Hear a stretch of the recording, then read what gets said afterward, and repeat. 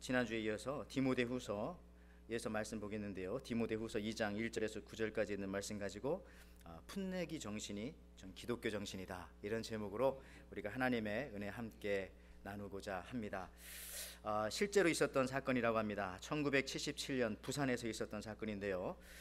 남편을 잃고 사남매를 키운 여자분이 계셨는데, 키우다가 이분께서 이제 소천하시게 됐어요. 소천하시기 바로 직전에 이 사남매를 불러놓고 이렇게 말을 했다고 합니다. 얘들아, 이제 나는 죽어도 여한이 없다. 그런데 평생 다이아 반지 한번 껴보지 못한 것이 조금 원통하구나, 이런 말을 했어요. 이런 말을 들은 자식들의 가슴이 얼마나 또 미어지겠습니까? 그래서 자식들은요, 서로 돈을 모아보았지만 좀 부족합니다. 그래서 그 옆집 아주머니에게 가서 사정사정해서 한 번만 이 다이아 반지 좀 빌려달라고 그렇게 해서 그걸 빌렸죠. 빌려다가 돌아가시기 직전인 어머님한테 갖다 드렸습니다. 그랬더니 빌렸다고 얘기는 안 하고요, 어머니께서 그것을 이렇게 보더니 불빛에 비춰보기도 하고 그 빛을 보면서 흡족해 하시더니, 얘들아 고맙다고 얘기한 다음에 물 한 잔만 갖다 주렴. 그러더니 물을 한 잔 먹고 반지를 꿀꺽 생기셨어요. 그리고 나서 소천하셨어요. 이게 실제로 있었던 사건인데, 돌아가시기 전에 물론 이런 말은 했다고 합니다. 얘들아, 니네들이 선물한 반지 내가 극락까지 갖고 가겠다. 그러니까 아마 기독교인은 아니셨던 것 같아요. 극락이라고 했으니까. 큰일 난 거죠. 자식들끼리 급하게 회의를 했습니다. 아들들은 이렇게 말했다고 합니다. 역시 해부에서 꺼내 돌려드리자. 그랬더니 딸들이 와서 그건 안 된다. 어머님 2번 죽일 수 없다. 안 된다고. 그래서 결국은 화장을 했죠. 그런데 이들 생각에는 화장을 하면은 이제 그 다이아몬드는 강력하니까 그냥 나올 줄 알았는데 의외로 또 그 불이 굉장히 강했나 봅니다. 다이아 반지가 다 상해가지고 결국은 이 자식들이 고생해서 몇 년 동안 벌어서 이 다이아몬드 반지를 다시 돌려드리느라고 고생했다는 얘기가 실제로 부산에 있었던 얘기라고 합니다. 여러분, 우리가 정말 이 죽으면 조금도 가져갈 수가 없죠. 자칫하면 우리에게 자식들에게 피해 줄 수도 있고요, 다른 사람들한테 피해를 줄 수 있어요. 이분은 아직까지도 체면, 좀 더 나아 보이는 것들, 또 아직도 이 세상에서 이루지 못한 것들에 대한 그런 꿈이 남아 있으셨나 봅니다. 근데 또 어떤 사람들도 이렇게 보면은, 교회 다니다 보면은 반지를 끼고 오면은 꼭 골치 아픈 사람들이 있더라고요. 그래서 막 와서 골치 아프다고 이러고서, 그러면 이렇게 반지가 껴 있고 뭐 이빨이 아프다고 하시기도 하고. 여러분, 요즘에요 그 못된 자랑질이라고 하는 그런 그 얘기가 있더라고요. 뭐 한국 사람들 요즘에 좀 안 좋은 말에다가 질자를 붙어가지고 뭐 자랑질 이렇게 하는 것처럼 못된 자랑질. 무슨 얘기냐면요, 한국에서 요즘에 굉장히 유명한 과자가 하나 있대요. 뭐 허니 버터칩이라고 하는 과자가 새로 나왔는데, 그게 너무 그 수량이 딸려가지고 너도 나도 좋다고 하니까 하도 많이, 그러니까 이거 팔 수가 없대요. 그러니까 보니까 뭐 가게에다가도 이렇게 없다고 하는 광고도 붙여놓고 그랬어요. 하도 인기가 좋다고 하는데, 근데 어떤 사람의 그 블로그, 그 페이스북에 보니까 자기의 그를 소개하면서 내가 간신히 구했어요, 허니 버터칩 하면서 사진을 딱 찍어놨어요. 찍어놨는데 버터칩을 찍어놓은 게 아니라 그 옆에 보니까 뭐 루비통 가방에 그 이 줄이 살짝 보이고, 저쪽에 보니까 명품 시계가 희밋하게 보이고. 무슨 얘기입니까? 결국은 허니 버터칩 간신히 구했다고는 얘기했지만은 그거 자랑하려는 게 아니라 그 부수적인 것들을 자랑하려고 하다 보니까, 이 사람은 자기 자동차 자랑하려고 저렇게 간신히 구했다고 하면서 그렇게 했나 봅니다. 여러분들, 자기 자랑하고 또 체면 차리고 이런 것들 참 예수 믿고 나서 이런 것들 우리가 다 하나씩 버리고 살아야 되지 않겠어요? 풋내기처럼 하나님 앞에서 우리가 어린아이처럼 순진하게 살아야 되는데, 시간이 지나면 지날수록 나를 꾸미는 것들이 참 많습니다. 허위의식들, 또 나아가서는 과장하는 것, 또 그것이 또 관료의식과 이런 것들과 또 연결되어지면 권위의식, 이런 것들로도 또 연결되어져 가지고 많은 공동체가 더욱더 풍요롭게 되고 더 나은 은혜를 체험하는데 걸림돌이 되는 경우도 있습니다. 여러분, 더 중요한 것은요, 우리가 예수 믿고 나서 그렇게 된다면 그게 더 큰 문제인 것 같아요. 뭐가 문제가 있는 것이죠. 우리 뭐 사람들 명품이냐 짝퉁이냐 그런 얘기 많이 하면서 그런 얘기 하잖아요. 뭐 가방을 하나 샀는데 그게 명품과 짝퉁을 구분하는 방법이 있다면서요. 남편이 사주면 짝퉁이고 애인이 사줬으면 명품이라고 하대요. 또 지하철에서 무릎 위에 올려놓으면 명품이고 선반 위에 올려놓으면 짝퉁이라고 합니다. 또 그분이 만약에 집사님 권사님이시라면 낮 예배 때 꼭 챙겨 가지고 오는 건 명품이고 새벽 기도 때 들고 나오는 거는 대부분 짝퉁일 수가 있다고 합니다. 또 동창회 때 들고 가는 건 명품이고 가족들 모임할 때 들고 가는 건 그냥 짝퉁 들고 간다고 합니다. 또 비가 오면 금방 알 수 있다고 하지 않습니까? 갑자기 비가 올 때 가슴에 안고 뛰면은 그건 명품이고 비를 막기 위해서 머리 위에다 이렇게 받치고 뛰면 그건 짝퉁일 수 있다고 합니다. 여러분들, 이게 가방 문제가 아니라요, 우리 신앙생활도 그렇다는 것입니다. 우리 신앙생활도 보여주기식 신앙, 그런 거 중요하지 않습니다. 우리는 사람들한테 보여주는 게 아니라 하나님한테 보여드리는 신앙이죠. 하나님한테 올려드리는 신앙이 되어야죠. 자꾸 우리가 신앙생활하면서 다른 사람들 의식하고 타인을 도와주지는 못할 망정 타인을 의식해서 그 위에 내가 높아지려고 하면 안 되겠죠. 여러분들, 그렇습니다. 우리는 오직 하나님만을 바라보고 믿음의 주요 온전케 하시는 이인 그리스도만 바라보고 우리가 살아가야 합니다. 그게 아마 오늘 이 대림절 주간에 저희들한테 주신 건데, 오늘 이것을 사도 바울은요, 젊어서 목회를 하는 디모데에게 오늘 본문에서 그걸 얘기해주고 있는 겁니다. 내 아들 디모데야, 네가 복음을 전하고 그리스도인으로 살아갈 때 풋내기 정신으로 살아야 한다. 얼마나 좋은 단어예요. 풋내기 정신. 언제나 새롭고 언제나 신선하고 풋풋하고 그렇게 살아야 한다. 하나님은 그 크고 위대한 일을 하셨는데, 오늘 예수 그리스도를 이 땅에 보내주시고 또 우리를 위해서 죄를 사해 주신 이 큰 위대한 일, 그거 말고도 성경에는 많은 위대한 일들이 있어요. 그죠? 그런데 하나님께서요, 한 나라를 구하거나 한 민족을 구하거나 어떤 큰 일을 하실 때 큰 영웅을 절대로 보내주시지 않는다는 사실입니다. 언제나 풋내기를 보내주세요. 풋내기를. 언제나 어린 아이를 보내주시고 작은 사람을 세우시고, 이게 하나님의 놀라운 방법이십니다. 한 아기를 보내주시죠. 하나님이 인류를 구원하실 때도 그 방법이 매우 특이하지 않습니까? 이사야 선지자가 예수님의 탄생을, 메시아의 탄생을 예언하면서 이사야 9장 6절에 이렇게 말씀하시죠.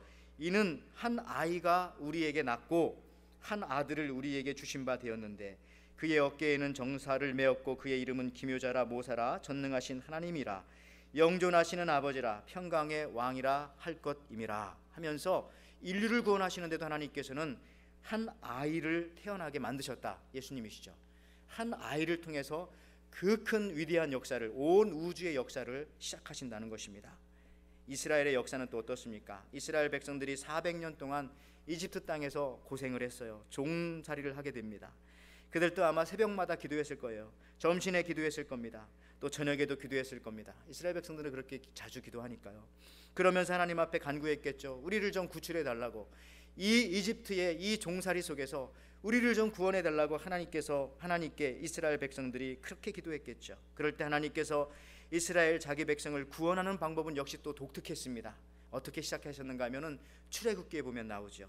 출애굽기 2장 1절을 보십시오.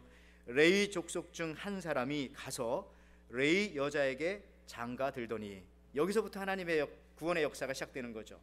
이거 너무 우습지 않아요? 한 남자가 한 여자를 만나서 장가 들게 한대요. 평범한 것 같잖아요. 여기서부터 하나님의 구원의 역사는 시작됩니다. 그래서 출애굽기 2장 2절 그 다음 절에는요, 그 여자가 잉태하여 아들을 낳아 그 준수함을 보고 그를 석 달 숨겼더니, 누굽니까? 모세 이야기하는 거죠. 모세. 이스라엘 백성들을 구출하는데 하나님께서 시작하신 첫 번째 일은 한 남자를 불러서 한 여자 만나게 하시고 결혼하게 하시고. 여러분들, 야곱 이야기 우리가 그동안 많이 들었지만 한 번 더 할게요. 외삼촌 라반의 집에서 20년 동안 종노릇 했잖아요. 그리고 외삼촌 라반이 얼마나 또 사기꾼인지, 야곱보다 더 사기꾼이니까 20년 동안 10번이나 쇠경을, 품삯을 바꿨대잖아요. 얼마나 힘들었겠어요. 나중에 이제 야곱이 그래도 축복을 받아서 자식들이 많이 생겼어요. 자식들이 많이 생긴 이유는 부인이 4명이었기 때문에 자식들이 많이 생겼어요. 많이 생기고, 그 옛날엔 또 그 자식들이 노동력이니까 또 자식들 통해서 또 양도 치고 또 염소도 치고 해서 부유하게 되었습니다. 그런데 힘들어요. 외삼촌 밑에 있으니까. 야, 이거 출발해야 되겠다. 여기를 떠나야 되겠다. 근데 언제 떠나야 될지를 이 야곱이 망설이고 있는 겁니다. 언제 디데이를 잡을까? 언제 여기서부터 탈출할까? 막 망설이고 고민하고 기도하지 않았겠어요? 근데 언제 야곱이 외삼촌 라반의 집으로부터 떠나기 시작했는지 아십니까? 창세기 30장 25절 26절에 보니까 이렇게 나옵니다. 라헬이 요셉을 낳은 때에 야곱이 라반에게 이르되 나를 보내어 내 고향 내 본토로 가게 하시되 내가 외삼촌에게서 일하고 얻은 처자를 내게 주어 나로 가게 하소서. 내가 외삼촌께 한 일을 외삼촌이 아시나이다. 언제 떠났다고요? 자기가 가장 사랑하는 아내 라헬, 원래 라헬 때문에 나머지 셋 부인도 얻게 된 건데, 이 라헬이 애를 낳지 못하다가 첫 번째 정말 오랜만에 애를 하나 낳았어요. 요셉을 낳았죠. 그 아이를 탁 낳고 보니까 네가 진짜 내 아들이다 라고 생각했는지 이 아이를 낳자마자 남자가 결심하게 되는 거죠. 요셉이 이제 진짜 떠나야 되겠구나. 그리고 떠났다는 겁니다. 여러분, 아이를 낳고부터 결단이 시작됩니다. 남자도 그렇고 여자도 그렇고 모든 인류의 역사도 보면은요, 20년 동안 굳어 있었고 포기하고 다시 그 꿈을 찾지 못했을 것 같던 야곱도요, 이 요셉을 낳고 아이를 낳고부터 그의 인생의 전환점이 시작되었다는 거죠. 다시 하나님께로 돌아가자, 내 아버지 집으로 돌아가자, 이런 결심을 하게 되고 그것을 실행에 옮기게 된다는 겁니다. 여러분, 이처럼 새 생명을 잉태하는 것은요, 한 사람이나 집단이나 국가를 막론하고 크고 위대한 힘을 제공하는 겁니다. 우리가 크리스천으로 거듭나고요, 힘을 얻고 결단하여서 과거의 노예 같은 삶으로부터 탈출하는 것도 어떻게 보면은 새 생명을 낳는 데서부터 시작되어집니다. 새 생명을 낳으면은 그때부터 내 신앙이 한층 업그레이드 되어집니다.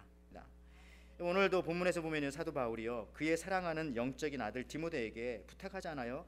디모데후서 2장 1절에서 2절 오늘 본문 말씀에 보니까 이런 말합니다. 내 아들아, 그러므로 내가 그리스도 예수 안에 있는 은혜 속에서 강하고 또 내가 많은 증인 앞에서 내게 들은 바를 충성된 사람에게 부탁하라. 저희가 또 다른 사람들을 가르칠 수 있으리라.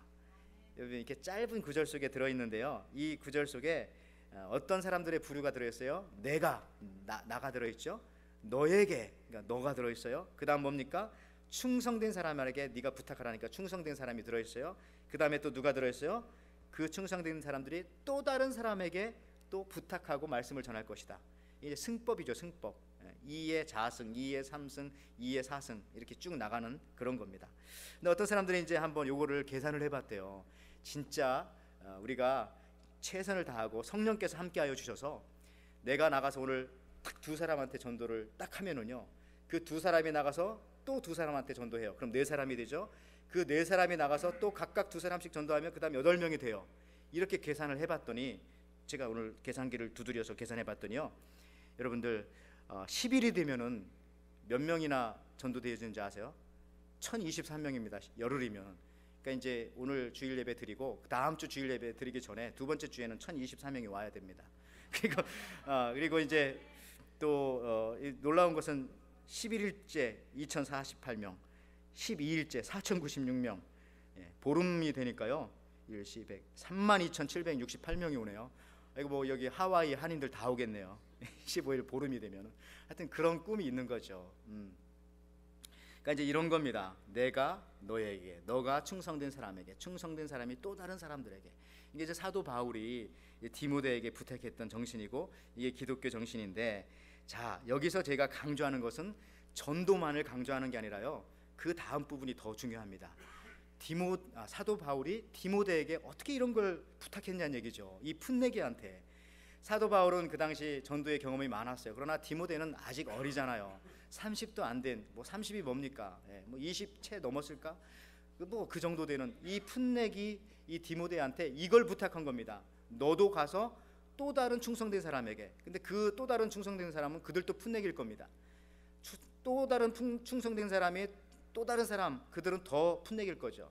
이걸 계속 부탁한다는 거죠. 무슨 얘기죠? 우리가 하는 것이 아니라 하나님이 너희 속에서 역사할 것이기 때문에 이런 정신을 가지고, 이 풋내기 정신, 뭐 좀 더 좋게 얘기하면 뭐 프론티어 정신, 뭐 개척자 정신, 뭐 이렇게 더 좋은 고급스러운 단어를 쓸 수 있겠습니다만은 쉽게 말해서 풋내기 정신이죠. 우리가 여기서 배울 수 있는 것이 바로 그런 거죠. 전도도 전도지만 더 중요한 것은 바울이 볼 때 디모데가 풋내기였는데, 어떻게 또 그 당시 디도가 풋내기였는데, 그 풋내기 목회자들에게 디모데에게 에베소 교회를 맡기기도 하고, 또 풋내기 목회자에게 그레데 섬에 있는 그레데 교회를 맡기기도 하고, 바울이 디모데를 믿어줬다는 거죠. 믿어준 겁니다. 그만큼 할 수 있다고, 주님이 함께 하시면 할 수 있다고. 여러분들, 오늘 이런 풋내기들이 어떤 또 신앙의 모습을 가지고 있는지 오늘 본문에 보면 3절에 보세요. 3절에 보니까 고난을 받을지니라 이렇게 말했어요.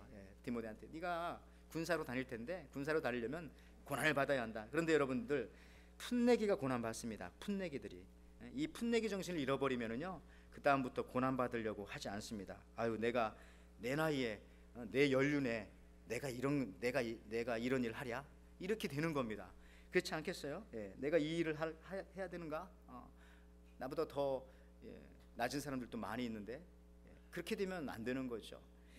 우리 이제 우리 교회도 그렇죠. 우리도 교회도 보면은 또 이렇게 토요일 날 새벽 예배 마치고 가면 우리 장로님들이 또 같이 뭐 청소하고 다 그렇게 합니다. 어떻게 보면은 장로님들 자체가 아직도 풋내기 정신을 잃어버리지 않으신 거죠. 그렇잖아요. 걸레질하고 뭐 빗자루 쓸고 이런 거 다 하고 또 아까도 말했죠. 우리 노아사랑방 우리 어르신들도 아직도 풋내기 정신 잃어버리지 않은 거죠. 야, 우리가 이 나이에 나가서 팔라마 앞에서 이거 우리가 하랴? 그게 아니셨잖아요. 그런 걸 보면서 그런 분들 마음속에서 하나님이 역사를 이루어 가신다는 겁니다. 그렇게 심어가는 거죠. 심은 게 없는데 어떻게 거둬요? 근데 풋내기들만이 고난을 통과하고 그리고 나서 그 열매를 심어서 얻어간다는 거죠. 여러분 성공 신화 중에 뭐 여러 가지 신화 있지만 현대그룹의 고인이 된 정주용에 관한 이야기들을 참 우리가 많이 듣지 않습니까? 이 사람도 이제 풋내기 정신으로 시작했기 때문에 아마 큰 기업을 이루었다고 생각합니다. 이 사람은 이제 강원도 통천 출신이지 않습니까? 지금 이북 땅이고요.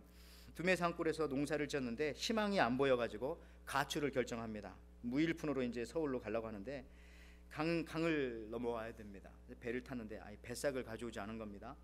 뱃사공이 이제 돈을 안 내니까 이 정주영 그 당시 어렸으니까 따귀를 정말 있는 힘껏 쳐가지고 고개가 돌아갈 정도로 탁 한 대 맞았어요. 그리고 나서 이제 이렇게 얘기했어요.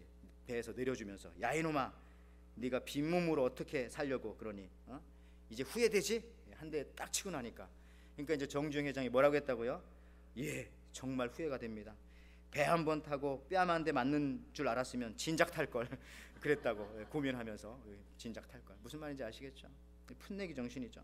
고난을 두려워하지 않습니다. 이 정도 맞아가지고 내가 살 거라면 진작 맞을 거 그랬네. 여러분 우리 집사님들 중에도 그런 분이 계세요. 근데 이거 허락받고 얘기해야 되는데 허락 안 받고 얘기해도 되는지 모르겠지만 어제 연락이 안 되고 전화가 어떤 집사님 중에 한 아드님이 있는데 들었어요. 그 어린 시절에 무엇인가를 잘못해서 매를 10대를 때렸다고 합니다. 근데 그 이 녀석이 이제 일어나지를 않아요. 10대를 맞았는데 그래서 이제 아버지 느낌에 야 뭐야 너 반항하는 거야? 이런 느낌이 탁 들었는데 그래서 이제 이렇게 있는데 그 아들이 아버지를 똑바로 쳐다봤다는 거죠. 그러면서 이렇게 말했대요. 아빠 10대를 더 때려줘. 제가 다시 그런 짓 하지 않게. 그렇게 말했대요. 그래서 다시는 이 아버지가 이 아들에게 매를 들지 않았다고 합니다. 무슨 얘기냐면 풋풋하죠.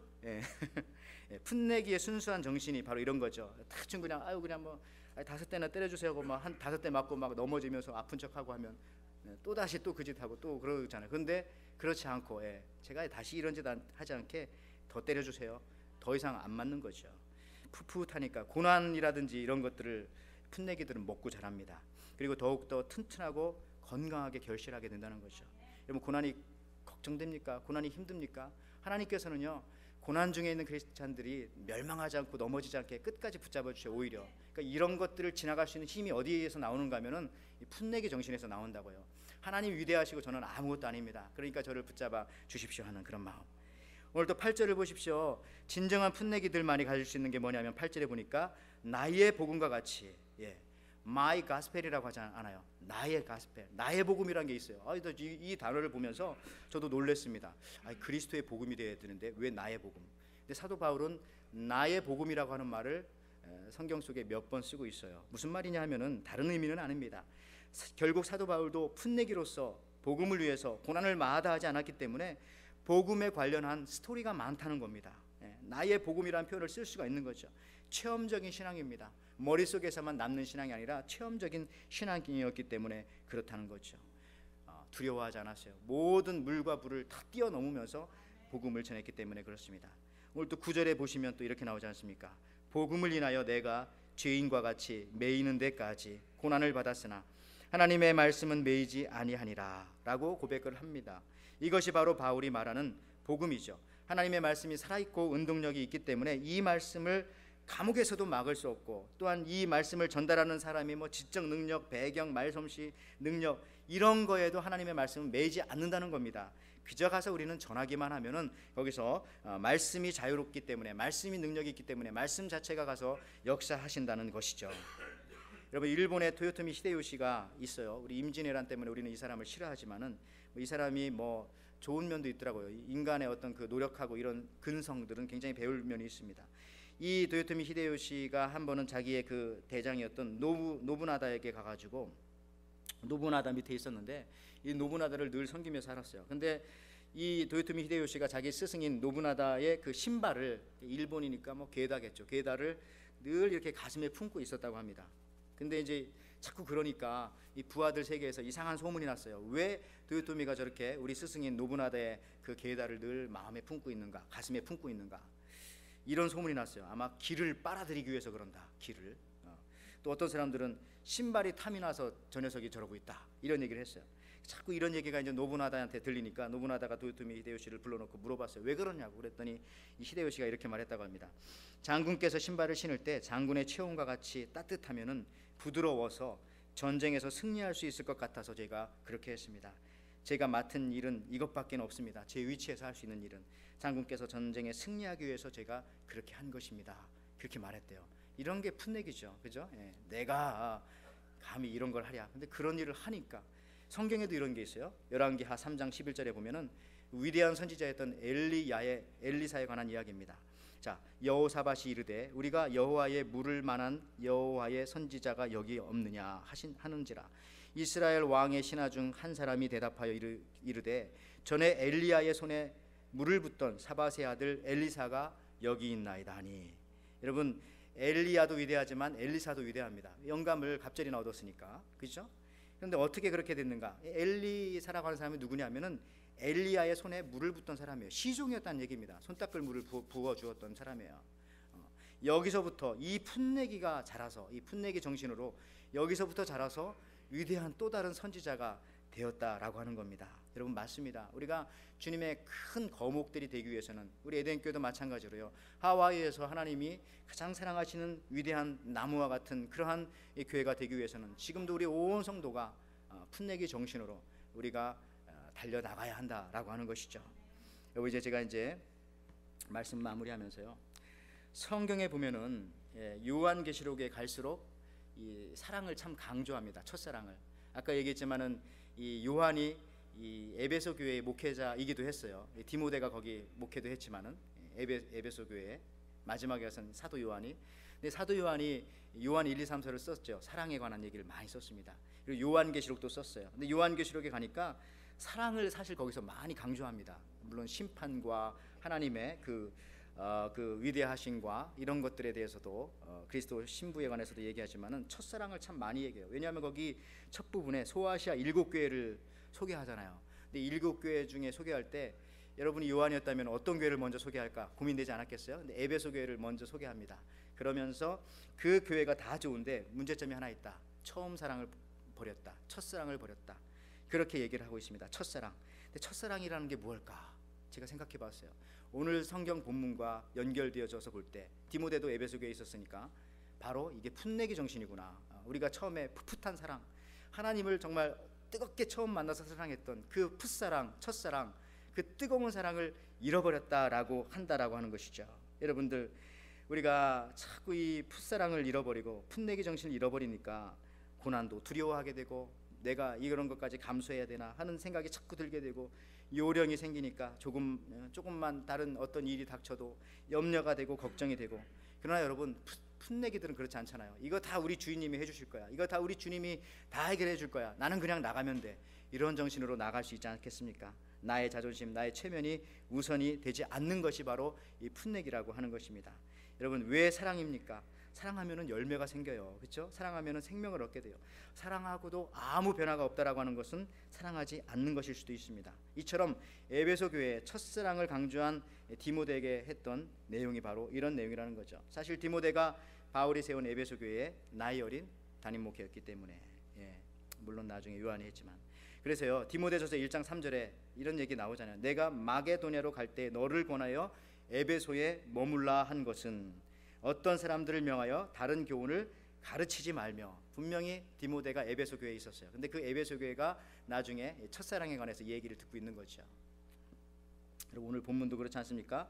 내 아들아, 또 내가 많은 증인 앞에서 내게 들은 바를 충성된 사람에게 부탁하라. 저희가 또 다른 사람을 가르칠 수 있으리라. 자꾸 새 생명을 잉태하고 낳으라는 말씀이죠. 그것이 바로 첫사랑을 회복한다라고 하는 그런 말씀입니다. 여러분, 남자들에게 아이를 낳으라고 하는 말 자꾸 하니까 남자들이 이해하기 어려우니까 오늘 본문에서 보면은 내가 부탁하라, 내가 가르치라, 이런 말로 이제 또 바꿔서도 이야기를 하고 있습니다. 여러분, 우리가 풋내기가 되어야 됩니다. 풋닭이 되어지죠. 새 닭이 되어야 됩니다. 여러분, 묵은 닭은 알을 낳지 않잖아요. 묵은 닭은, 그죠?